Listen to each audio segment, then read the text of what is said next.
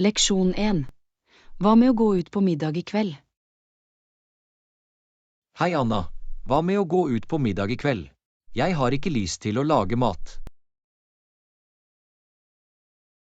Hei Jon, det høres ut som en god idé. Hvor vil du dra? Hva med den nye italienske restauranten i sentrum? Jeg har hørt gode ting om det. Ja da, jeg er klar for å prøve noe nytt. Når skal vi dra?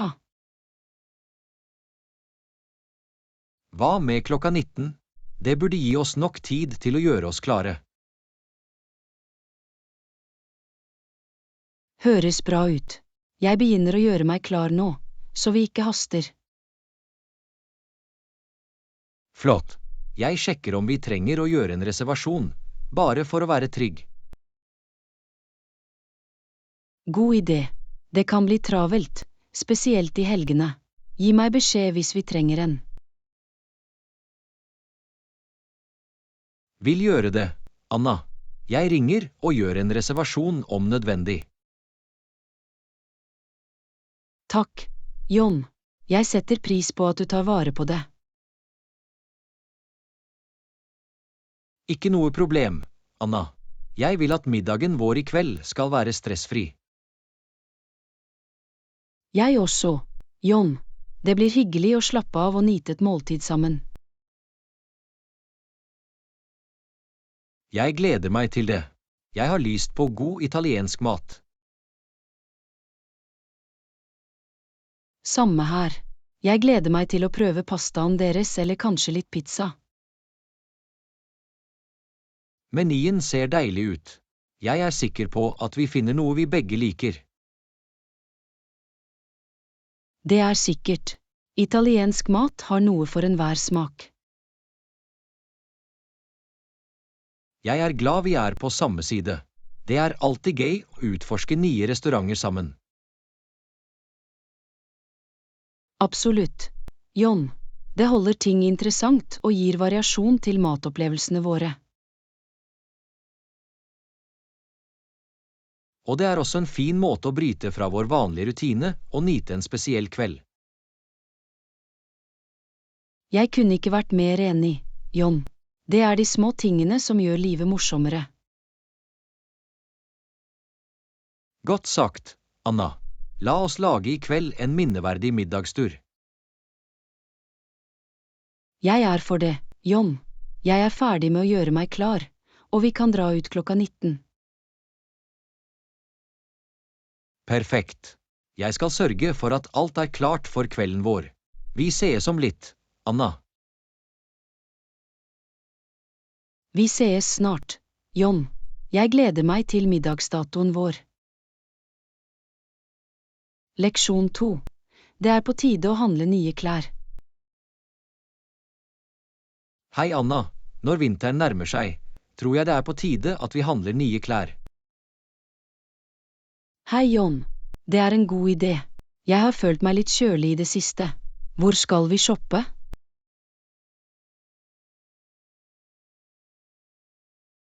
Det er et varehus i sentrum som har et godt utvalg av vinterklær. Skal vi dra dit?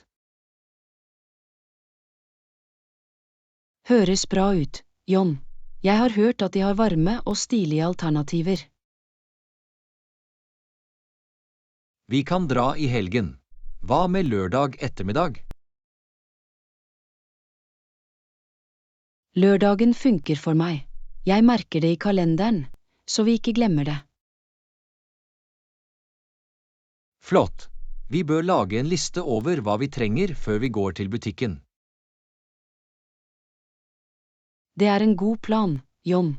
Vi kan notere varene vi leter etter, som kåper, gensere og støvler.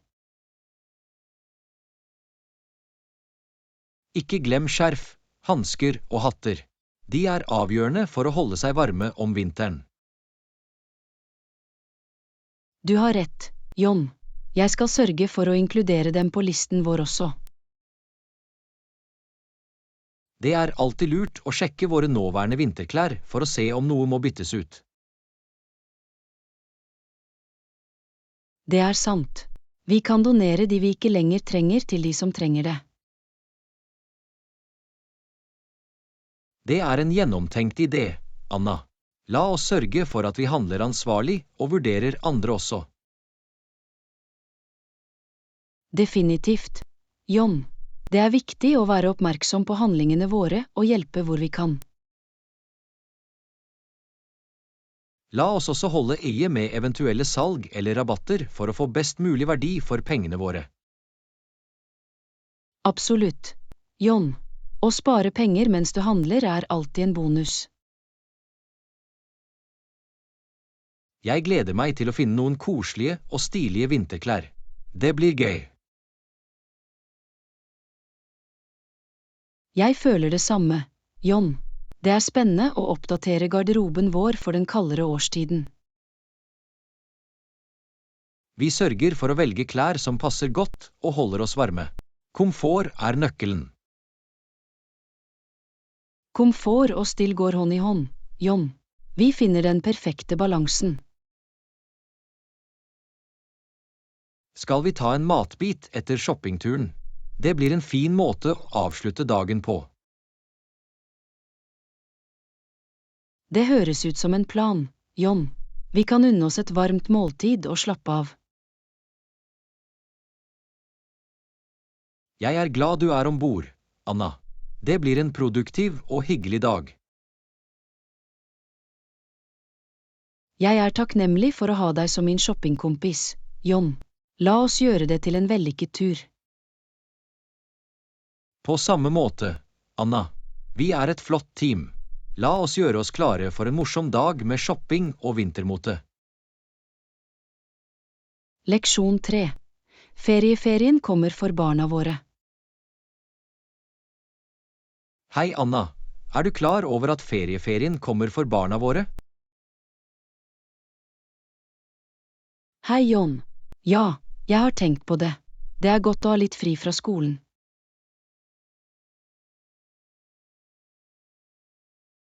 Absolutt. Vi bør planlegge noen aktiviteter for å holde dem underholdt i pausen. Det er en god idé. Vi kan ta dem med til parken, ha en filmkveld, eller kanskje til og med dra på en kort tur. Jeg liker disse forslagene. Det er viktig å få mest mulig ut av fritiden og skape varige minner. Jeg er enig. Det er også en mulighet for oss å tilbringe kvalitetstid sammen som familie. Vi kan involvere barna i planleggingsprosessen og la dem velge noen aktiviteter de vil gjøre. Det er en god måte å få dem til å føle seg inkludert og begeistret for pausen. Vi kan også oppmuntre dem til å delta i kreative aktiviteter som tegning, håndverk eller lesing. Det er en fantastisk idé, John. Det hjelper til med å stimulere fantasien og holde dem engasjert. Vi bør også sørge for at de får nok hvile og avslapning i pausen. Definitivt. Det er viktig for dem å lade opp og være klare for neste semester. Kanskje vi kan ha en pyjamasdag hvor vi alle blir inne og har en koselig dag hjemme. Det høres nydelig ut, John. Det blir en dag med avslapning og moro. La oss også huske å balansere fritiden med noen pedagogiske aktiviteter, som gåter eller pedagogiske spill. Bra poeng, John. Læring kan fortsatt være hyggelig, selv i en pause. Jeg er takknemlig for denne kommende ferieferien. Det gir oss en sjanse til å få kontakt med barna våre igjen. Jeg også, John. Familietid er dyrebar, og jeg gleder meg til å få mest mulig ut av det. Vi sørger for å skape en lykkelig og minneverdig pause for barna våre. Absolutt. John, deres lykke er vår prioritet. La oss begynne å planlegge og gjøre det til en spesiell tid for alle. Jeg er takknemlig for å ha deg som min partner, Anna. Vi er et flott team for å skape fantastiske opplevelser for familien vår. Og jeg føler det på samme måte, John. Sammen kan vi gjøre denne høytiden til en virkelig gledelig og minneverdig ferie. Leksjon 4. Har du sett noen gode TV-serier i det siste? Hei, Anna. Har du sett noen gode TV-serier i det siste? Hei, John. Ja, jeg har sett på en ny serie. Det er veldig bra.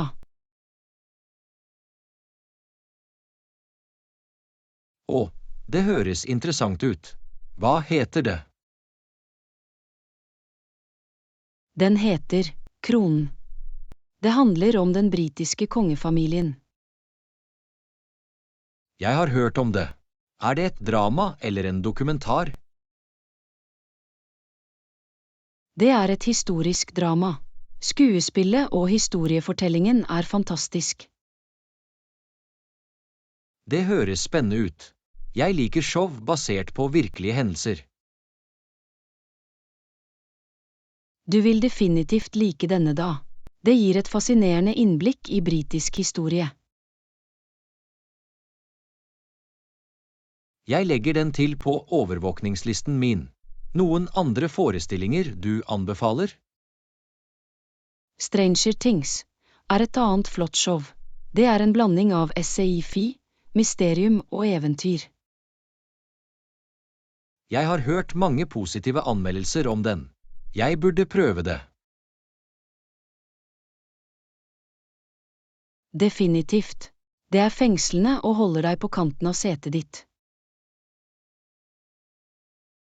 Takk for anbefalingene, Anna.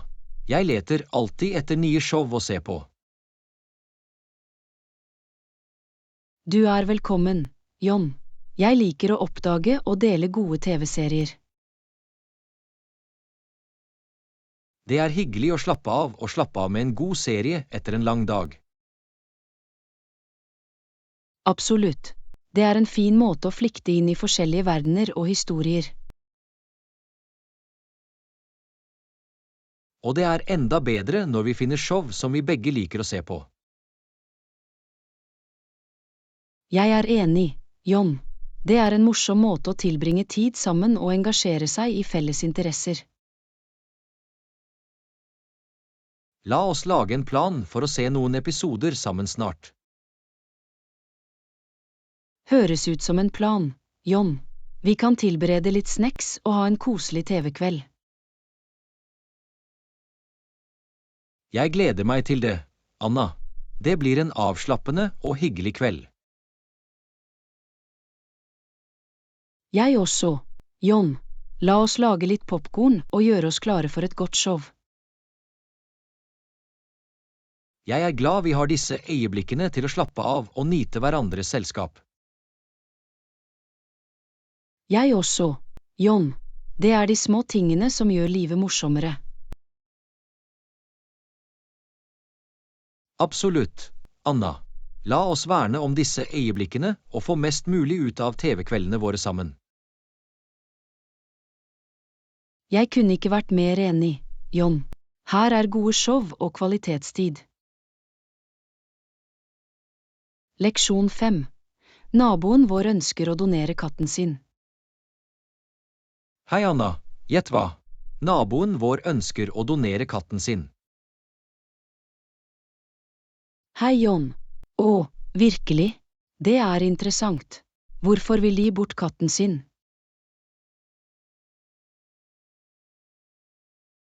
De nevnte at de har noen endringer i livssituasjonen og ikke lenger kan ta vare på katten.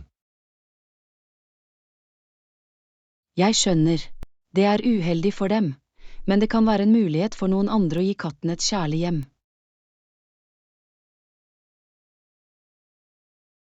Nøyaktig. Jeg tenkte kanskje vi kunne vurdere å adoptere katten. Barna våre har bedt om et kjæledyr. Det er en god idé, John. Å ha et kjæledyr kan lære dem ansvar og være en kilde til følgesvenn. Jeg er enig. I tillegg ville det være fint å ha en loddende venn rundt huset. Vi bør snakke med naboen vår og lære mer om kattens personlighet og behov. Definitivt. Det er viktig å sikre at katten passer godt for familien og livsstilen vår. Vi bør også vurdere om vi har tid og ressurser til å ta vare på katten ordentlig.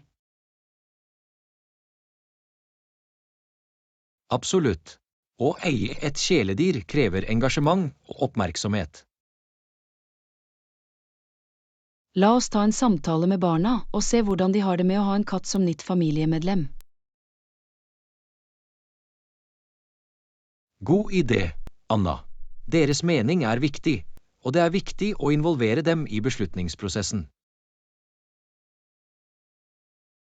Hvis vi bestemmer oss for å adoptere katten, bør vi også sørge for å planlegge et besøk hos veterinæren for en kontroll.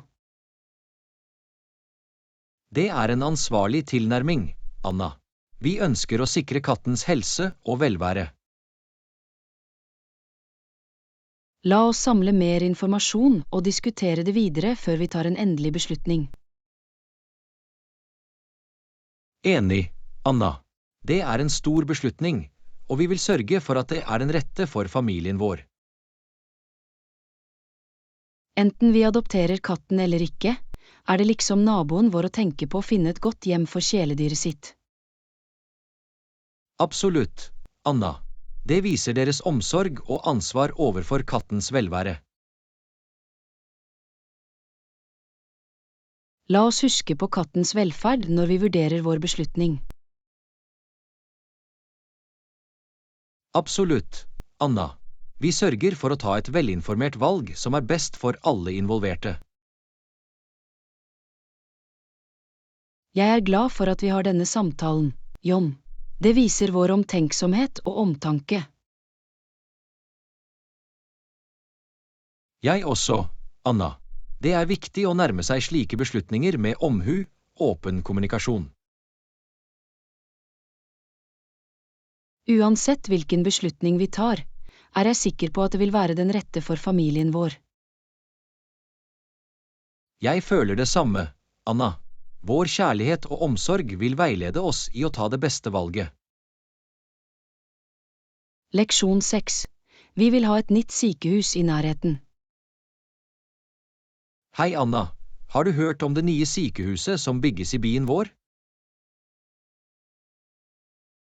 Hei, John. Ja, jeg har hørt noen nyheter om det. Det er spennende at vi får et nytt sykehus i nærheten. Definitivt. Det vil gi flere helsealternativer og bedre tilgang til medisinske tjenester. Det er gode nyheter for samfunnet vårt. Det er viktig å ha helsetjenester av høy kvalitet nær hjemmet. Jeg er enig. Det vil være praktisk for oss og våre naboer i tider med medisinske nødsituasjoner. Jeg håper det nye sykehuset vil ha avansert medisinsk utstyr og dyktig helsepersonell. Jeg har lest at det kommer til å bli et toppmoderne anlegg med et bredt spekter av medisinske spesialiteter. Det er imponerende. Det betyr at vi ikke trenger å reise langt for spesialiserte behandlinger eller operasjoner. Det vil også skape jobbmuligheter for helsepersonell i byen vår. Det er en positiv innvirkning. Det vil bidra til den lokale økonomien og gi sysselsetting. Jeg er nysgjerrig på å vite når sykehuset forventes åpne dørene. Jeg er ikke sikker på den eksakte datoen, men jeg hørte at den er planlagt å åpne i løpet av det neste året. Vi bør holde øye med oppdateringer eller kunngjøringer om åpningen. Absolutt. Det ville være interessant å ta en tur til det nye sykehuset når det er klart. Det er en god idé. Det vil gi oss en sjanse til å se fasilitetene og lære mer om tjenestene de tilbyr. Jeg håper det nye sykehuset også vil fokusere på å gi medfølende og pasientsentrert omsorg. Ja, det er avgjørende. Pasientens velvære og komfort bør alltid være en prioritet. Det er betryggende å vite at vi snart vil ha et moderne helseanlegg tilgjengelig for oss. Definitivt. Det er en positiv utvikling for byen vår og den generelle helseinfrastrukturen. La oss holde oss informert og dele eventuelle oppdateringer vi kommer over om det nye sykehuset. Høres ut som en plan, Anna. Det er viktig å holde oss selv og våre naboer informert. Jeg er takknemlig for å ha gode helsealternativer i byen vår. Det gir trygghet. Jeg føler det samme, Anna. Det er trøstende å vite at medisinsk behandling av høy kvalitet vil være lett tilgjengelig. Vi er heldige som har dette nye tilskuddet til byens helseressurser. Absolutt, Anna. Det er et skritt fremover for å forbedre trivselen i samfunnet vårt. La oss håpe at det nye sykehuset vil oppfylle behovene til beboerne våre og gi utmerket omsorg. Jeg har store forhåpninger, Anna. Her er en sunnere fremtid for byen vår med det nye sykehuset. Leksjon 7. Vet du hvilket dyr som er raskest i verden? Hei, Anna. Vet du hvilket dyr som er det raskeste i verden? Hei, John. Jeg tror det er geparden. De kan løpe veldig fort, ikke sant? Det er riktig, Anna. Cheetahs er kjent for sin utrolige hastighet. Hvor fort kan de løpe? De kan nå hastigheter på opptil 70 miles i timen, 113 kilometer i timen. Wow, det er fantastisk. Ikke rart at de regnes som det raskeste landdyret.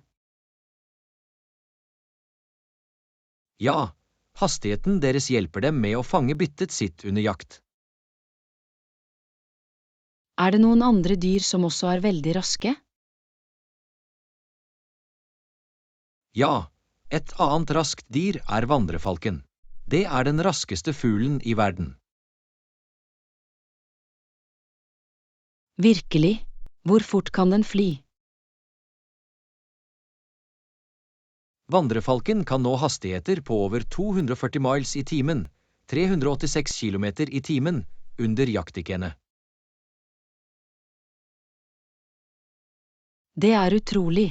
Det må være et imponerende syn å se. Absolutt. Det er fascinerende hvordan forskjellige dyr har tilpasset seg for å være raske på sine egne måter. Er det noen andre dyr du kjenner til som er usedvanlig raske? Ja, seilfisken er kjent som den raskeste svømmeren blant fisk. Hvor fort kan den svømme? Den kan svømme i hastigheter på opptil 68 miles i timen, 110 kilometer i timen. Det er ganske imponerende for en fisk. Faktisk. Det er utrolig å se mangfoldet av hastigheter og evner i dyreriket. Å lære om disse raske dyrene er veldig interessant. Jeg er enig, Anna. Naturen har noen utrolige skapninger med bemerkelsesverdige evner. Det er fascinerende å se hvordan de har utviklet seg for å overleve og trives i miljøene sine. Absolutt. Det er en påminnelse om mangfoldet og undre i den naturlige verden. Takk for at du delte denne informasjonen, John. Jeg har lært noe nytt i dag. Du er velkommen, Anna. Jeg er glad jeg kunne dele noen interessante fakta med deg. Naturen slutter aldri å forbløffe meg. Jeg er alltid ivrig etter å lære mer om det. Jeg føler det samme, Anna. Det er alltid noe nytt og fascinerende å oppdage. La oss fortsette å utforske og sette pris på underverkene i dyreriket. Absolutt, Anna. Det er en uendelig kilde til fascinasjon og læring. Leksjon 8. Jeg hørte om en interessant turvei i nærheten. Hei, Anna. Jeg hørte om en interessant turvei i nærheten. Har du lyst til å gå på tur? Hei, John. Ja da. Jeg er alltid ute etter et utendørs eventyr. Fortell meg mer om turstien. Det kalles skogstien. Det er kjent for sin naturskjønne skjønnhet og mangfoldige dyreliv. Det høres fantastisk ut. Hvor lang er stien? Den er omtrent 8 kilometer lang, så det er en moderat tur som burde være håndterbar for oss. Flott. Er det noen spesifikke landemerker eller interessante steder langs stien? Ja, det er en vakker foss omtrent halvveis gjennom stien. Det er et perfekt sted å ta en pause og nyte utsikten. Jeg elsker fossefall. Det vil være en flott mulighet til å ta noen bilder. Definitivt. Stien går også gjennom en tett skog, så vi blir omgitt av frodige grøntområder. Jeg synes skogene er så fredelige og forfriskende. Det blir en fin flukt fra byen. Jeg kunne ikke vært mer enig, Anna. Naturen har en måte å forringe sin ånd på. Er løypa godt merket? Jeg vil være sikker på at vi ikke går oss vill. Ja, stien er godt vedlikeholdt og har tydelige markører underveis. Vi skal ikke ha problemer med å holde oss på sporet. Det er betryggende. Jeg er ikke den mest erfarne turgåeren, men jeg liker å være i naturen. Ikke bekymre deg, Anna. Det er ikke en vanskelig sti, og vi kan ta oss tid til å nyte omgivelsene. Takk for at du er tålmodig med meg, John. Jeg setter pris på det. Selvfølgelig, Anna. Det viktigste er å ha en trygg og hyggelig opplevelse sammen. Trenger vi å ta med spesialutstyr eller forsyninger til turen? Det er alltid en god idé å bruke komfortable tursko og ta med en ryggsekk med vann, snacks og solkrem. Det gir mening. Jeg skal sørge for å pakke de nødvendighetene. Flott. La oss også sjekke værmeldingen før vi drar, bare for å være forberedt. Bra poeng, John. Vi ønsker å sørge for at vi har de riktige klærne for forholdene. Jeg er spent på denne turen, Anna. Det er en sjanse til å utforske naturen og tilbringe kvalitetstid sammen. Jeg også, John. Jeg gleder meg til skjønnheten og roen i Forest Trail. La oss sette en dato og få det til å skje. Det blir et minneverdig eventyr for oss. Enig, John. Jeg gleder meg til å legge ut på denne turreisen med deg. Det kommer til å bli en flott opplevelse, Anna. Vi sees snart, og la oss gjøre oss klare for turen vår. Vi sees snart, John. Jeg teller ned dagene. Leksjon 9. Jeg har tenkt på å reise til London. Hei, Anna. Jeg har tenkt på å reise til London. Hva tror du? Hei, John. Det høres ut som en god idé. London er en så levende og historisk by. Jeg har hørt så mye om de berømte landemerkene som Big Ben og Tower Bridge. Det er så mye å se og gjøre i London. Vi kan utforske museene, besøke parkene, oppleve den lokale kulturen. Det høres fantastisk ut. Jeg er spesielt interessert i å besøke British Museum og se Rosetta Stone. British Museum er definitivt et must å besøke. Vi får se fantastiske gjenstander fra forskjellige deler av verden. Jeg er også spent på å prøve tradisjonell britisk mat som fish and chips og ettermiddagste.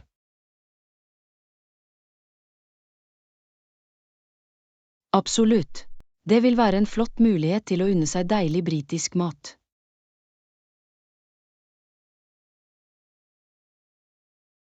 Jeg har hørt at det offentlige transportsystemet i London er ganske effektivt. Det vil gjøre det lettere å komme seg rundt i byen. Det er sant.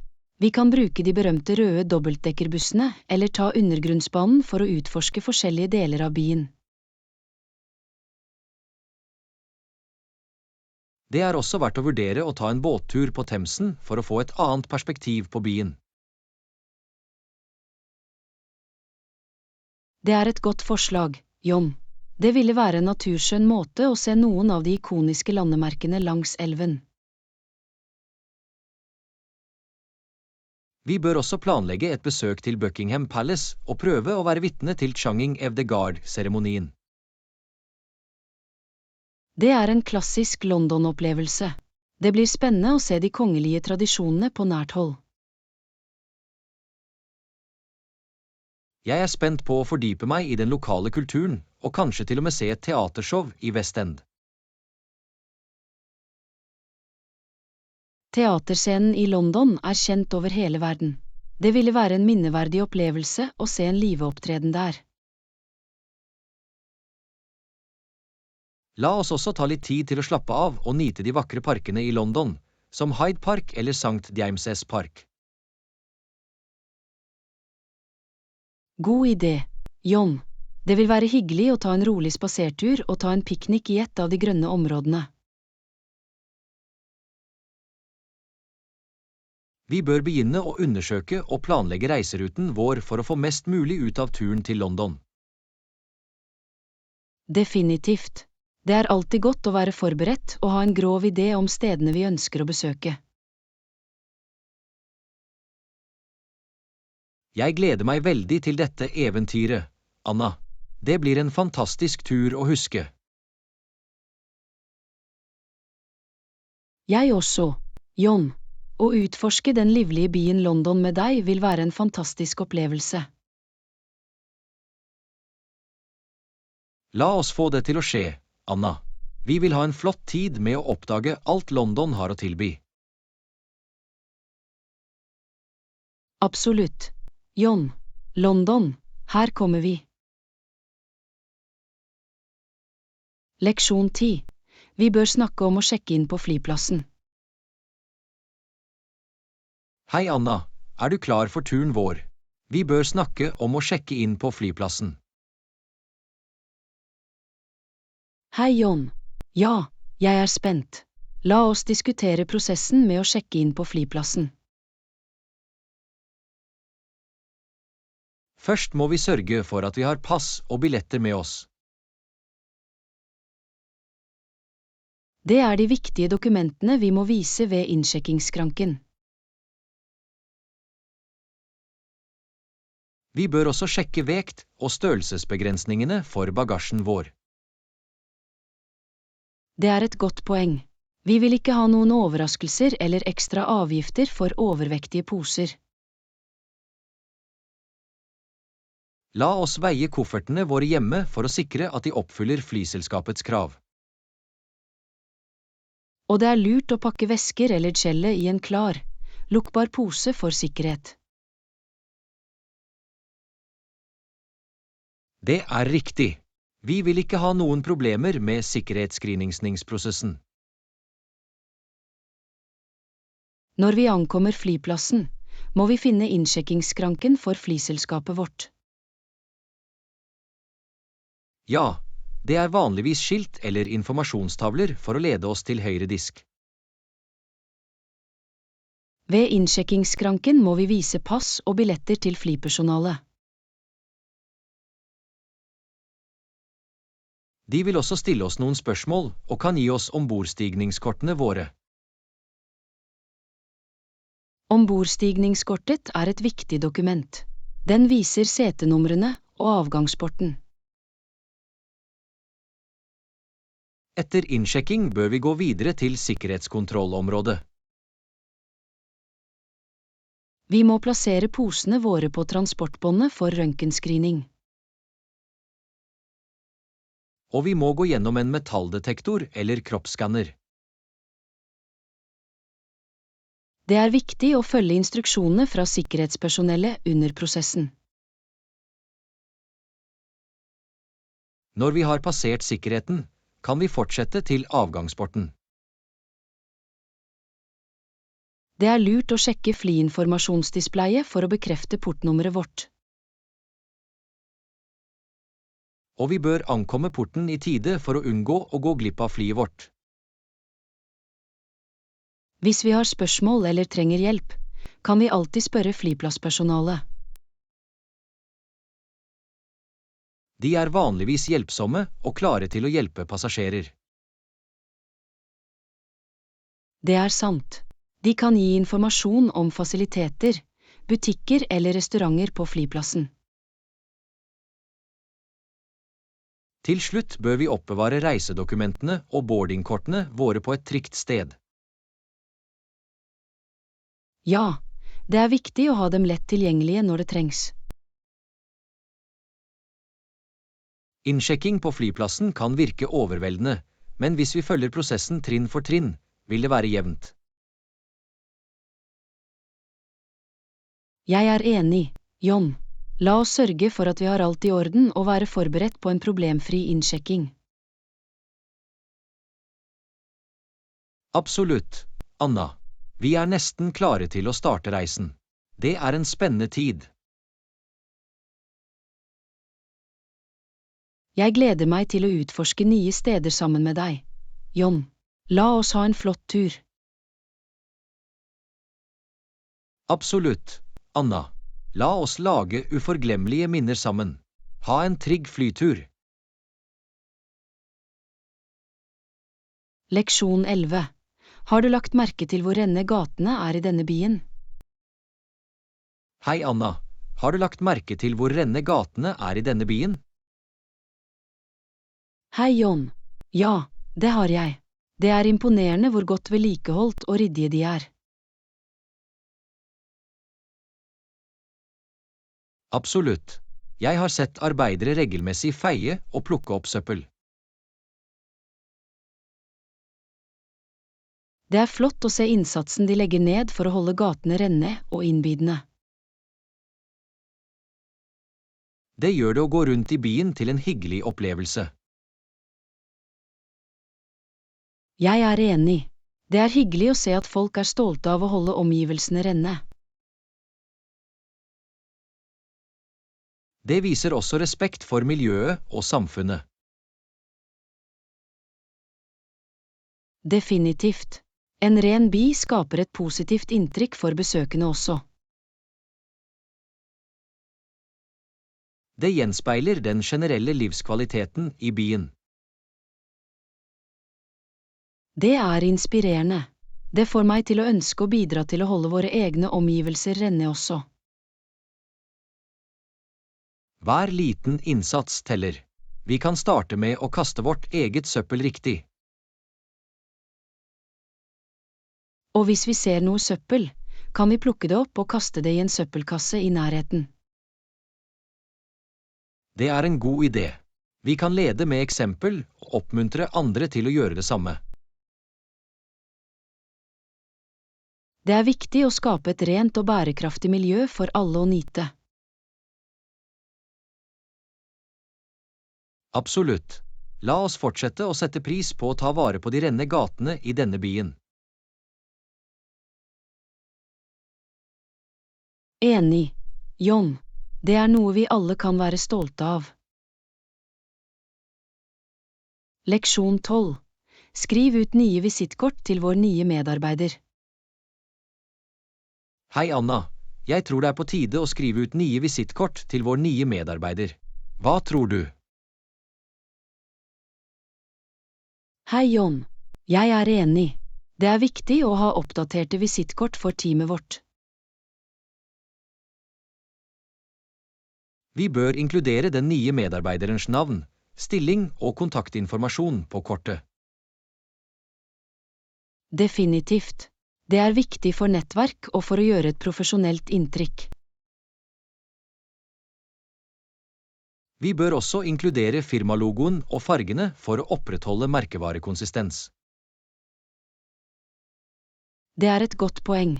Konsistens er nøkkelen til vår forretningsidentitet.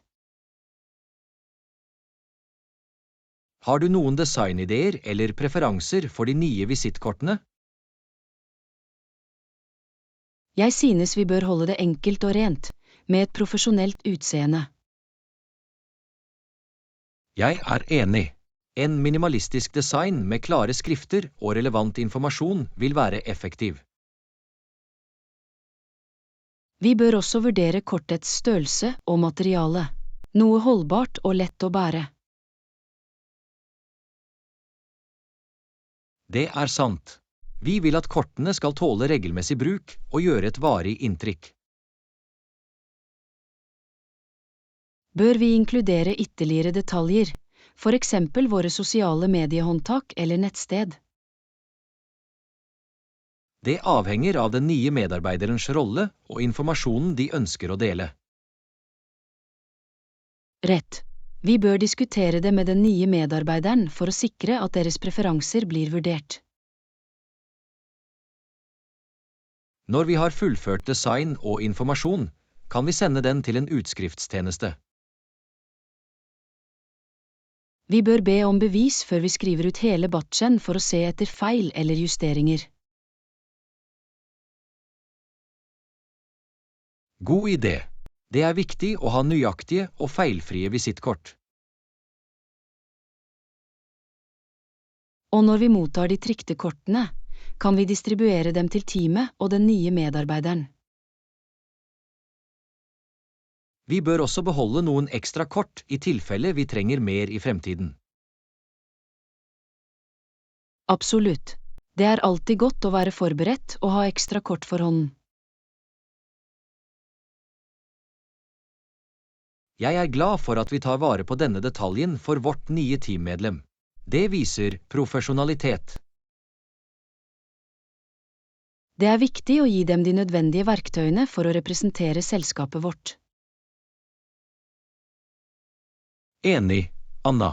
La oss komme i gang med å designe og skrive ut de nye visittkortene. Jeg er spent på å se det endelige resultatet. Det vil være et flott tillegg til teamets profesjonelle image. Takk for innspill, Anna. Dine ideer og oppmerksomhet på detaljer er verdifulle.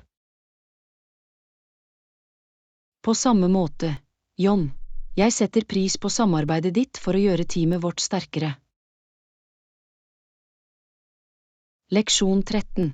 Vi må møte en viktig kunde personlig.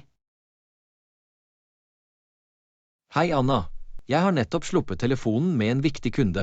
Vi må diskutere og møte dem personlig. Hei John, det høres ut som en flott mulighet. Når og hvor er møtet? Møtet er planlagt til neste uke. Vi møtes på kontoret deres i sentrum. Det er fantastisk. Vi må forberede oss på å gjøre et godt inntrykk.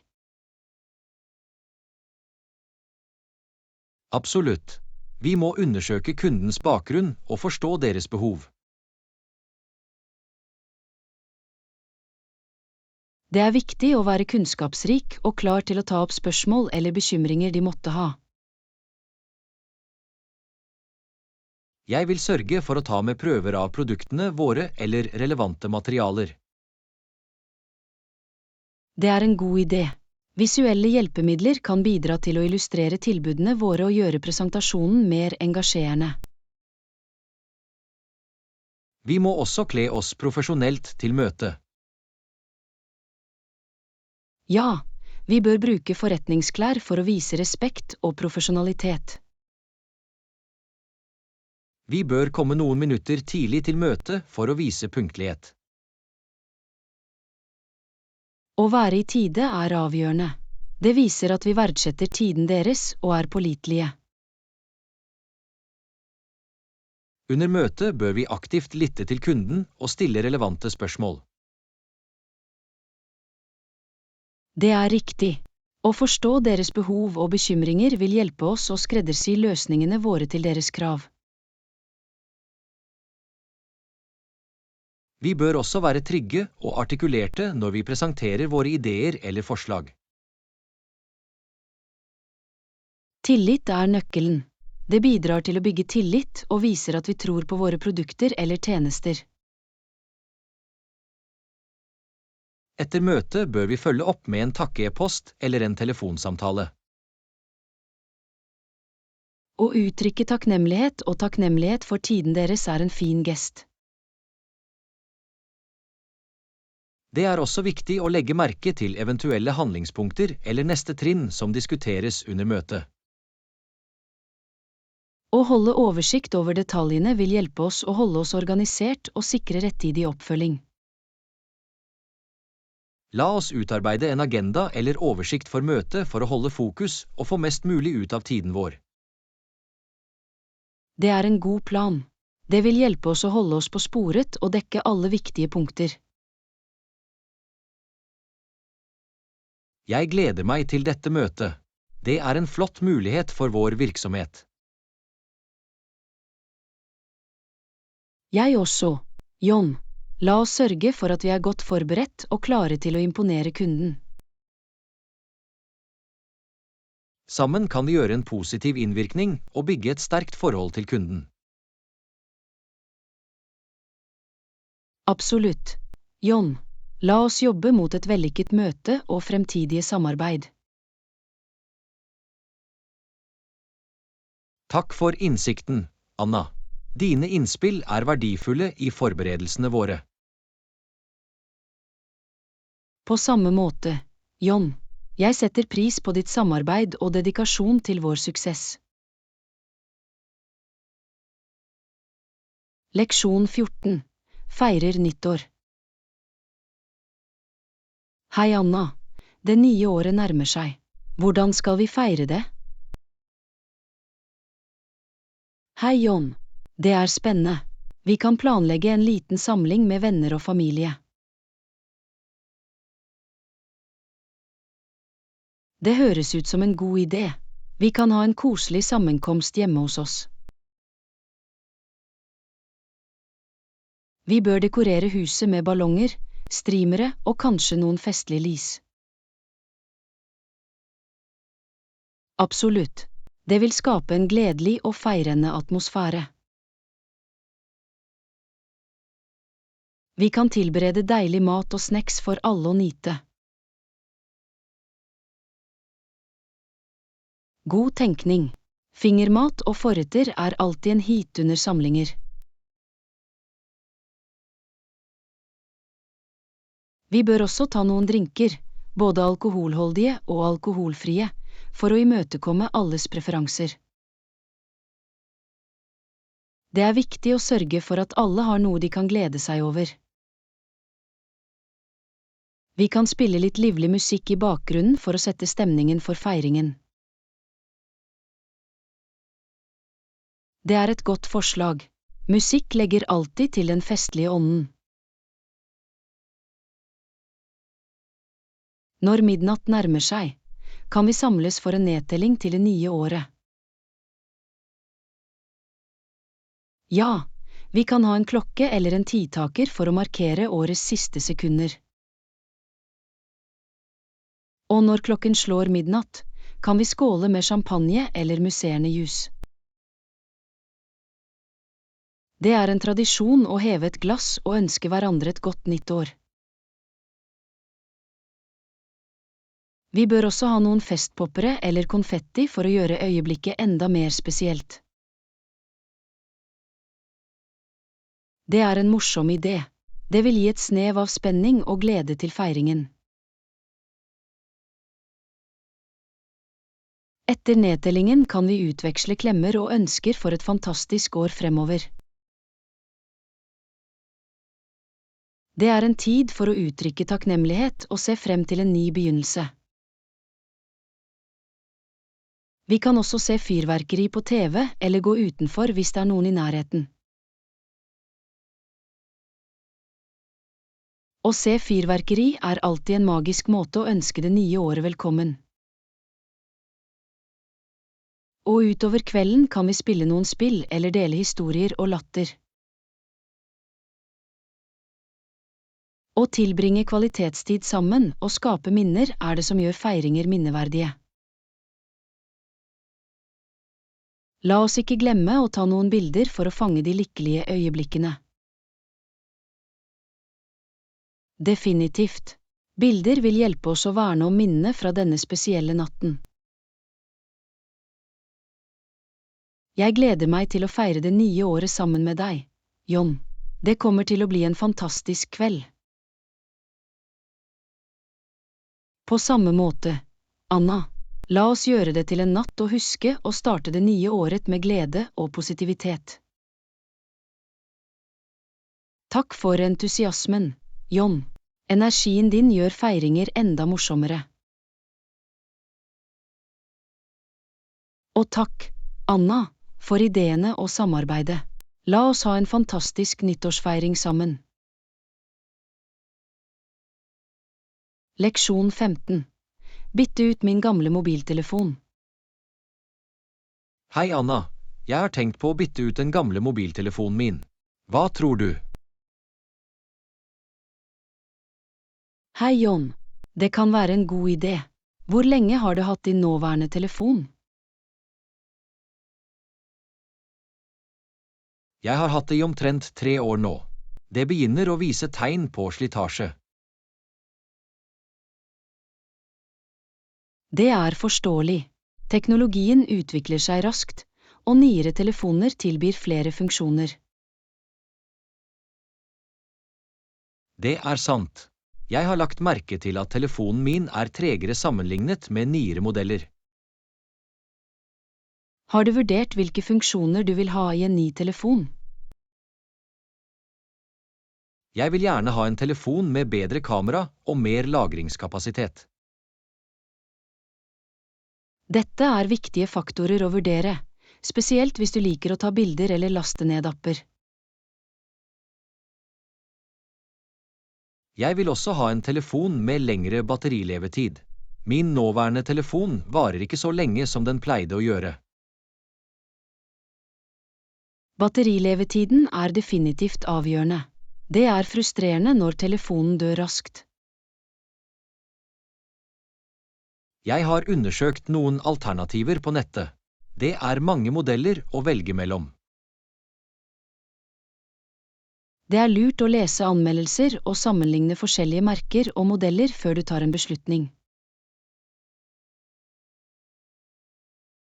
Jeg har også sett på prisene for å sikre at det passer innenfor budsjettet mitt. Å sette et budsjett er smart. Det bidrar til å begrense alternativene og forhindrer overforbruk. Jeg tror jeg skal besøke noen få butikker for å se telefonene personlig og få en følelse av dem. Det er en god plan. Det er alltid nyttig å se og holde telefonen før du kjøper. Jeg vil også sjekke om det er noen pågående kampanjer eller rabatter tilgjengelig. Flott idé. Du kan kanskje finne en god avtale og spare litt penger. Når jeg bestemmer meg for en modell, vil jeg sørge for å overføre alle mine data og kontakter til den nye telefonen. Det er viktig å sikkerhetskopiere dataene dine og sikre en jevn overgang til den nye enheten. Absolutt. Jeg vil ikke miste viktig informasjon. Hvis du trenger hjelp med å sette opp den nye telefonen, kan du gjerne spørre. Jeg er her for å hjelpe deg. Takk, Anna. Jeg setter pris på tilbudet ditt. Jeg kan ta deg opp på det.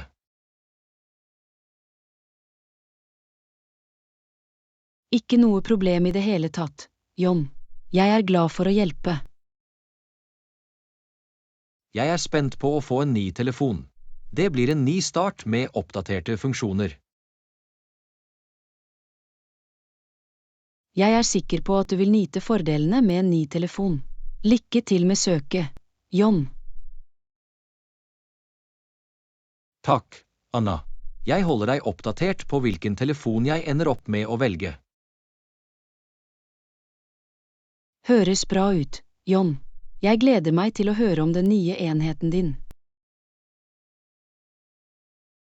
Leksjon 16. Jeg tror det er på tide å installere et antivirusprogram. Hei, Anna. Jeg har hatt noen problemer med datamaskinen min i det siste. Jeg tror det er på tide å installere et antivirusprogram. Hva tror du? Hei, John. Det er en klok beslutning. Å ha et antivirusprogram kan bidra til å beskytte datamaskinen mot skadelig programvare og virus. Jeg har lagt merke til at datamaskinen min har kjørt tregere, og noen ganger vises rare pop-up-annonser. Dette er tegn på at datamaskinen din kan være infisert. Installering av et antivirusprogram kan bidra til å oppdage og fjerne eventuelle trusler. Hvilket antivirusprogram vil du anbefale? Det er flere anerkjente antivirusprogrammer tilgjengelig. Noen populære er Avast, Norton og McAfee. Er de enkle å installere og bruke? Ja, de fleste antivirusprogrammer har brukervennlige grensesnitt og tilbyr trinnvise instruksjoner for installasjon. Hvor ofte skal jeg kjøre en skanning på datamaskinen min? Det er en god praksis å kjøre en vanlig skanning minst en gang i uken for å sikre at datamaskinen din er fri for trusler. Vil antivirusprogrammet bremse datamaskinen min? Mens noen antivirusprogrammer kan ha en liten innvirkning på datamaskinens ytelse, er de fleste moderne programmer designet for å minimere eventuell avmatning. Skal jeg velge gratisversjonen eller investere i den betalte versjonen? Gratis versjoner av antivirusprogrammer gir grunnleggende beskyttelse, men betalte versjoner tilbyr ofte tilleggsfunksjoner og mer omfattende sikkerhet. Det avhenger av dine spesifikke behov og budsjett.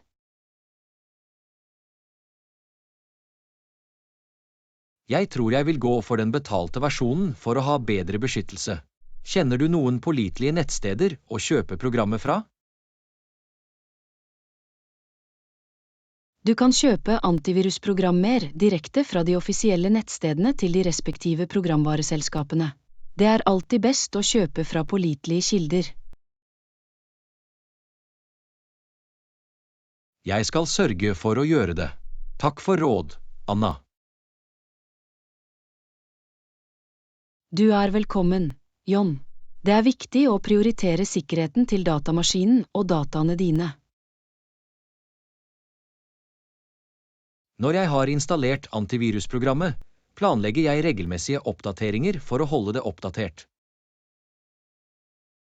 Det er en god idé. Regelmessige oppdateringer sørger for at antivirusprogrammet ditt har de nyeste sikkerhetsoppdateringene og effektivt kan beskytte datamaskinen din. Jeg er glad for at vi hadde denne samtalen. Jeg føler meg mer trygg på å sikre datamaskinen min nå. Jeg hjelper deg gjerne, John. Hvis du har flere spørsmål eller trenger hjelp under installasjonsprosessen, ta gjerne kontakt med meg. Takk, Anna. Jeg setter pris på støtten din. Ikke noe problem i det hele tatt, John.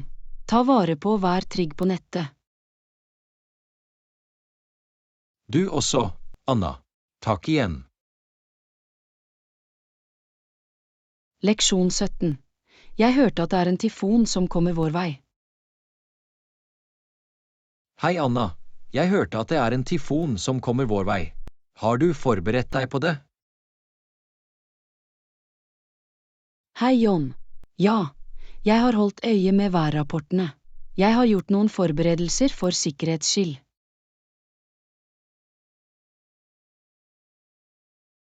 Det er godt å høre. Hva slags forberedelser bør vi gjøre for en tyfon? Det er viktig å sikre løse gjenstander utenfor, som terrassemøbler eller planter som kan blåses bort av sterk vind. Jeg skal sørge for å ta inn gjenstander som lett kan bæres bort av vinden.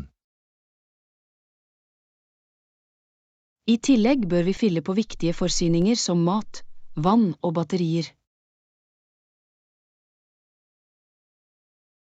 Jeg lager en liste over de nødvendige varene og drar til butikken for å få dem.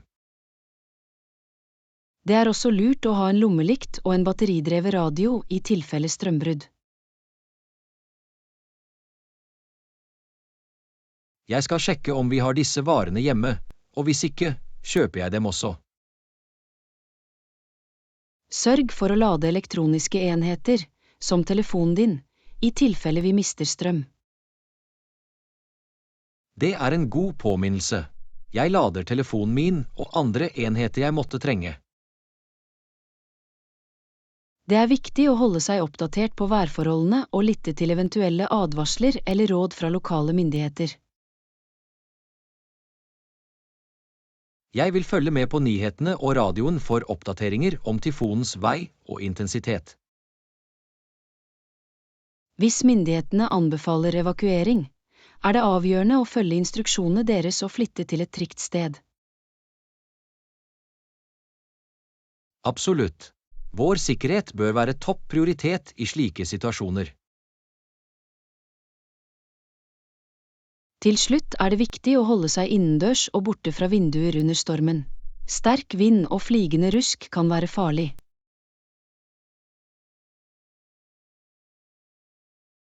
Jeg skal sørge for å bo i et sikkert område av huset, unngå å gå utenfor unødvendig. Det er bedre å være trygg enn å angre. La oss ta alle nødvendige forholdsregler og være forberedt. Takk for påminnelsen, Anna.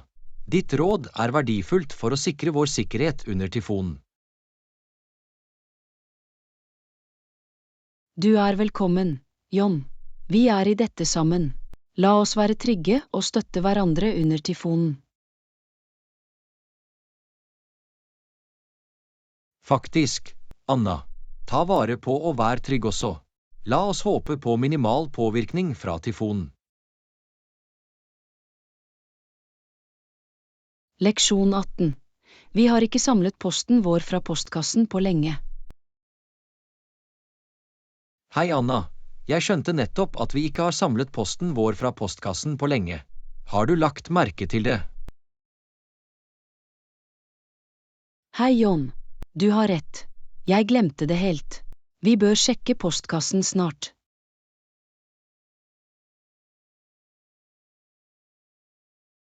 Jeg lurer på om det er noen viktige brev eller pakker som venter på oss. Ja, vi burde ikke la det hoppe seg opp for lenge. La oss gå og hente posten i dag. Jeg håper det ikke er noen regninger eller viktige dokumenter som vi har gått glipp av. Det er bedre å holde seg på toppen av det. Vi ønsker ikke å gå glipp av viktige tidsfrister eller informasjon. Jeg tar med postboksnøkkelen, så kan vi gå sammen for å se hva som er inni. Det høres ut som en plan. Det er alltid godt å ha noen med deg når du sjekker postkassen. La oss sørge for å gå gjennom posten nøye og sortere den deretter. Vi kan skille regninger, personlige brev og andre kategorier for å holde ting organisert. Og hvis det er noen pakker, bør vi åpne dem og se hva som er inni. Ja, det er spennende å motta pakker. La oss ikke la dem være uåpnet for lenge. Etter at vi har sjekket alt, kan vi kaste bort søppelpost eller uønskede annonser. Det er en god idé. Vi trenger ikke å holde unødvendig rot rundt. Og hvis det er noe viktig eller presserende, bør vi ta tak i det raskt. Absolutt. Vi bør ikke utsette å ta grep hvis det er noe som krever vår oppmerksomhet. La oss gjøre det til en vane å sjekke postkassen regelmessig fra nå av, så vi ikke går glipp av noe viktig. Avtalt. Det er en enkel oppgave som kan redde oss fra potensielle problemer eller tapte muligheter. Takk for at du minnet meg på det, Anna. La oss gå og hente posten med en gang. Du er velkommen, John. Jeg tar tak i nøkkelen, så tar vi oss av den sammen. Leksjon 19. Jeg er i humør for litt stekt kylling. Hei Anna, jeg er i humør for litt stekt kylling. Vet du hvordan du lager det? Hei John. Ja, det gjør jeg. Det er faktisk ganske enkelt. Vil du at jeg skal dele oppskriften? Det ville vært flott. Hvordan starter vi? Forvarm først ovnen til 400 grader Fahrenheit, 200 grader Celsius. Ok, jeg skjønner det. Hva er det neste? Skill deretter kyllingen innvendig og utvendig med kaldt vann, og klapp den tørr med tørkepapir. Skal vi krydre kyllingen? Ja, det burde vi. Vi kan gni kyllingen med salt, pepper og andre foretrukne krydder. Du kan også legge til noen urter som rosmarin eller timian for ekstra smak.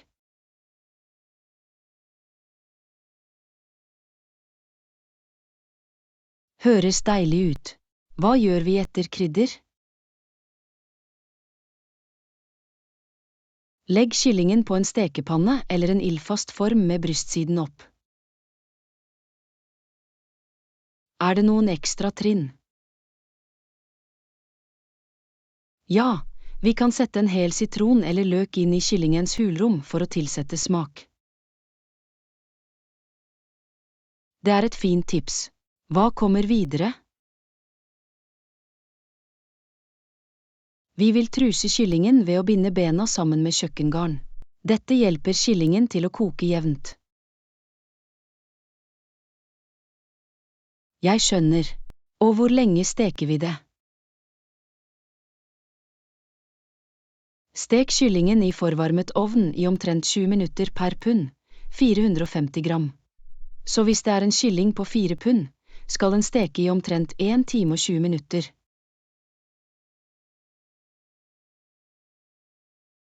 Det er godt å vite. Trenger vi å steke kyllingen mens den steker?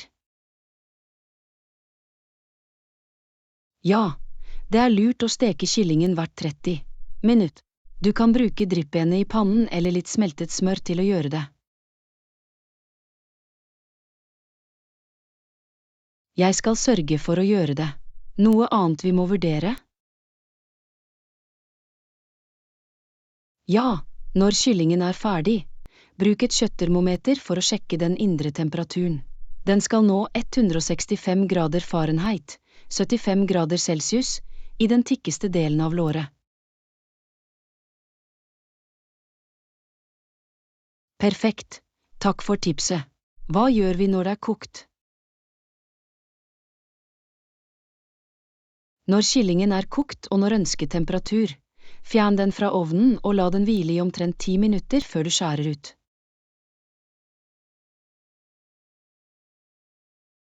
Hvile er viktig for å holde saftene inne, ikke sant? Nøyaktig. Det hjelper kyllingen å holde seg fuktig og lar smakene legge seg. Jeg gleder meg til å prøve det. Takk for at du delte oppskriften, Anna. Du er velkommen, John. Nyt din hjemmelagde stekte kylling. Leksjon 20. Vet du om biblioteket har noen interessante romaner? Hei Anna, jeg har lett etter en ny bok å lese. Vet du om biblioteket har noen interessante romaner? Hei John. Ja, biblioteket har et bredt utvalg av romaner. Vi kan gå og sjekke det ut. Det høres bra ut. Hvordan finner vi romanene vi er interessert i? Vi kan starte med å gå til fiksjonsdelen av biblioteket. Det er vanligvis organisert alfabetisk etter forfatterens etternavn. Ok, så vi ser etter forfatterens navn. Hva om vi ikke kjenner noen spesifikke forfattere? Hvis du ikke er sikker på en bestemt forfatter, kan du bla gjennom forskjellige sjangre eller be bibliotekaren om anbefalinger. Det er en god idé. Jeg vil spørre bibliotekaren om noen forslag. Hva om jeg vil ha en bestemt bok? Hvis du har en bestemt bok i tankene, kan du sjekke bibliotekets nettkatalog eller be bibliotekaren hjelpe deg med å finne den. Hvordan bruker jeg den elektroniske katalogen? Bibliotekaren kan veilede deg om hvordan du bruker den elektroniske katalogen. Du kan søke etter bokens tittel, forfatter eller nøkkelord. Det er nyttig. Når vi har funnet boken, hvordan låner vi den?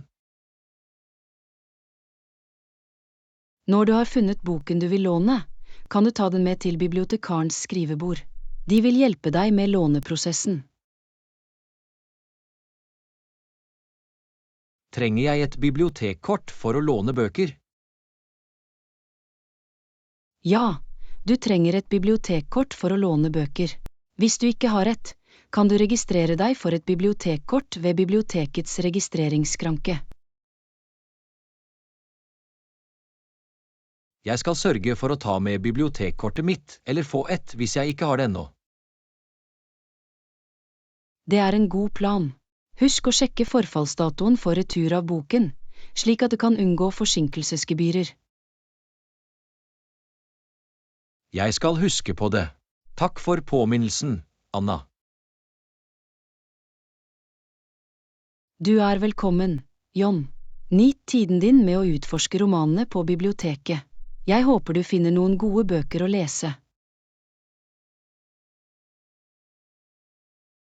Takk, Anna. Jeg gleder meg til å dykke inn i en ny historie.